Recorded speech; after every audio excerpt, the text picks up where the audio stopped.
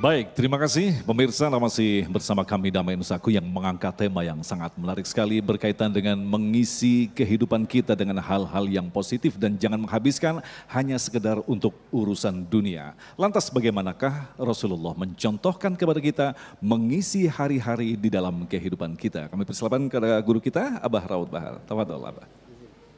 Abah silakan. Assalamualaikum warahmatullahi wabarakatuh.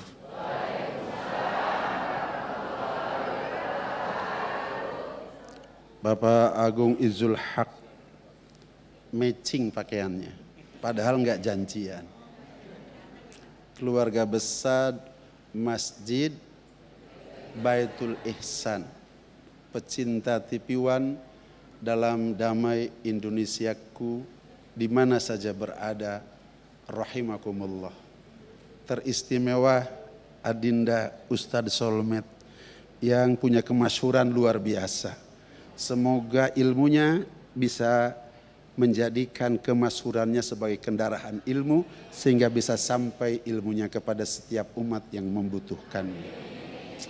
Abah tidak akan panjang kalam, tapi ingin bagaimana agar kita hidup di dunia ini bisa dimaksimalkan untuk mencapai kehidupan kita yang abadan abada selamanya nanti di akhirat. Dunia sementara, akhirat selama-lamanya. Kalau bahagia, senang, sementara.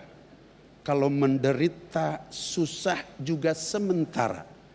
Bahagia, senang yang selama-lamanya nanti di akhirat. Menderita, sengsara yang selama-lamanya juga di akhirat. Bahagia, senang kita Allah akan letakkan di surga. Sebesar debu, susah tidak akan diberikan oleh Allah. Demikian menderita kita di alam, ajab api nerakanya Allah Subhanahu wa ta'ala. Sebesar debu, Allah tidak akan berikan kesenangan kepada kita. Bagaimana kita agar dalam hidup yang sedikit ini, yang sementara ini bisa menggapai bahagia dunia, bahagia akhirat. Seperti apa yang disampaikan oleh Ustadz Solmed. Rabbana atina fid dunya hasanah wa fil akhirati hasanah wa qina adzabannar. Maka agama berpesan kepada kita, ada tujuan hidup, ada keperluan hidup. Jangan dibalik-balik, keperluan jadi tujuan, tujuan jadi keperluan. Ada berapakah tujuan hidup itu? Dalam Al-Quran, kalau diperas Al-Quran maka keluar 3 hal. Yang pertama, tujuan hidup kita adalah untuk beribadah. 14,5 abad yang silam Allah Subhanahu wa ta'ala berfirman, wa ma khalaqtul jinna wal insa illa liya'budun. Tidak aku ciptakan jin dan manusia hanya dan hanya untuk ibadah. Istisnanya ini muparrog, tidak untuk apa-apa, untuk ibadah. Kemudian yang kedua, Allah Subhanahu wa ta'ala memandu kepada kita dalam tujuan hidup kita dalam Al-Quran adalah untuk berdakwah, mengajak kebaikan, mencegah keburukan. Dan yang ketiga adalah menjadi khalifah. Inni ja'ilu fil ardi khalifah. Aku telah jadikan di muka bumi adalah khalifah. Siapa khalifah itu? Nabi Adam dan seluruh keturunannya. Apa arti khalifah di sini? Jangan disalahartikan seperti orang-orang yang hari ini menyalih artikan sehingga orang menjadi takut. Khalifah diartikan memimpin, apalagi memimpin dalam kehidupan berbangsa bernegara. Bukan. Khalifah di sini adalah kepanjangan tangan Allah untuk menebar kasih sayang. Ar-Rahimuna yarhamul Rahman, irhamu man fil ardi yarhamkum man fis sama. Orang yang menebar kasih sayang, Allah akan berikan kasih sayang kepadanya. Maka kasih sayanglah mereka yang ada di bumi, maka pasti Allah yang ada di langit memberikan kasih sayang kepada kalian. Ini yang dimaksud dengan tujuan hidup. Kemudian yang kedua ada yang disebut dengan keperluan hidup. Ada berapa keperluan hidup kita di alam dunia? Ulama katakan jumlahnya ada 5. Yang pertama yang disebut dengan makulat wa masyrubat, makan dan minum. Orang perlu makan, pasti perlu minum, betul? Yang kedua adalah malbusat, pakaian. Seperti pakaian yang sedang bapak-bapak pakai sekarang ini. Ini adalah merupakan keperluan hidup yang kedua. Keperluan hidup yang ketiga adalah maskunat, tempat tinggal. Sehebat apapun kita bisa makan, bisa minum di restoran besar. Sehebat apapun pakaian kita, tapi kita tidak punya rumah. Kita sangat susah karena hidup kita memerlukan tempat tinggal yang disebut dengan rumah. Dan yang yang keempat, Pak Agung. Yang keempat adalah mankuhat, nikah. Punya makan, punya minum, punya pakaian hebat, punya rumah tapi nggak ada istri. Bahaya apa enggak?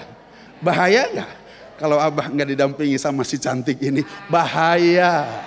Nabi Adam hidup di alam surga, tidak ada istri, galau. Makanya jangan main-main sama istri. Jangan main-main sama istri. Ditinggalin sama istri, galau nanti laki-laki.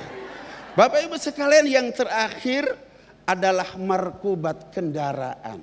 Jadi keperluan hidup kita jumlahnya ada 5. Yang pertama makan dan minum.